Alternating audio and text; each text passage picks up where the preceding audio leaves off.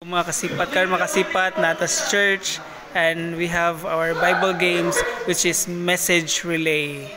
Isa ta magsinipat tri makasipat mag kuan sa ta kabayan sa Ginoo. Message relay. 1 John chapter 2 verse 10.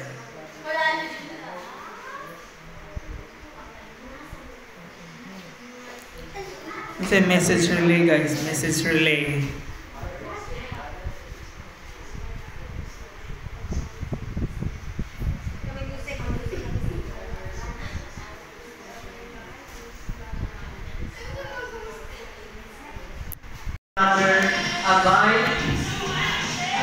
Abide His life, abide the life in His name. Usog. Balik sir, sir. Balik.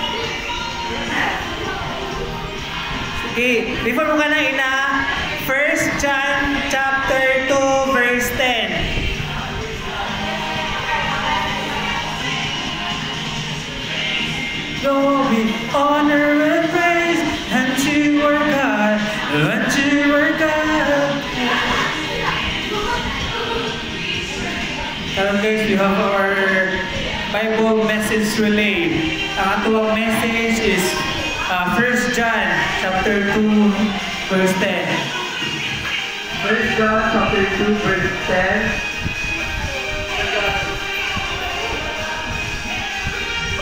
Whoever loves his brother abide in the life in His name. Wrong.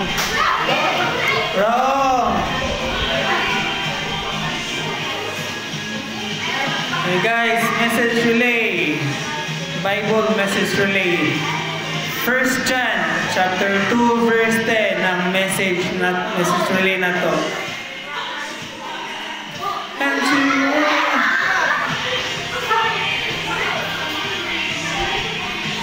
Hoy, isa-isa yung ano naabot mga dad.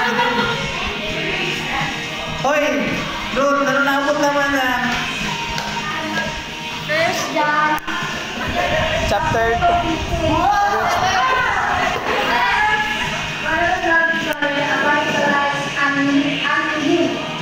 Wrong, kulang, wrong.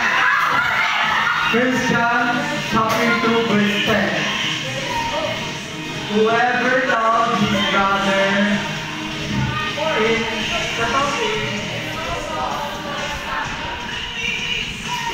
whoever loves 1 John chapter 2 Sige.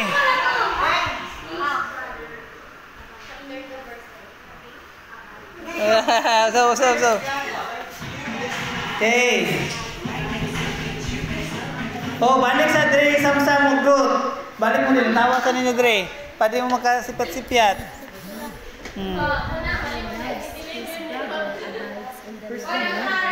Masakto na lagi. Whoever loves his God abides in the light, and there is no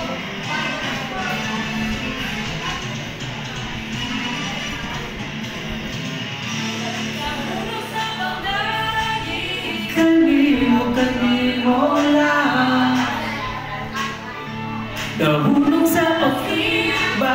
Kanimo 1 John chapter 2 verse 10. Whoever loves his brother in life, Wrong. abide in life and in Him. Kulang. 1 John chapter 2 verse 10. Whoever loves his brother abide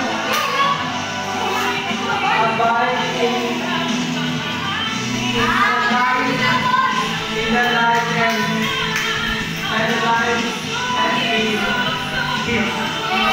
Wrong.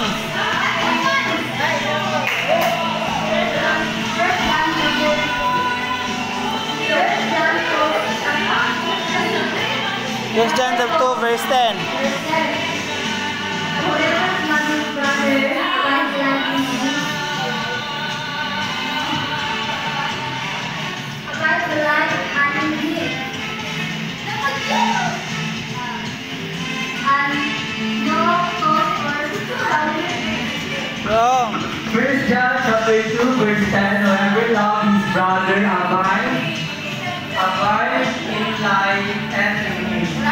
Abide in the light, abide in the light and in him. Kulang. Whoever loves his brother, whoever loves,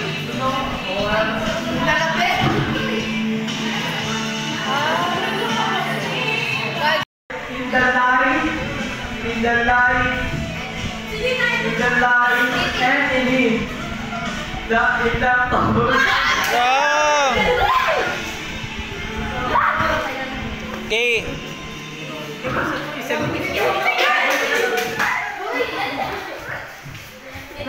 First John chapter 10, whoever loves his brother and in him, Kulang.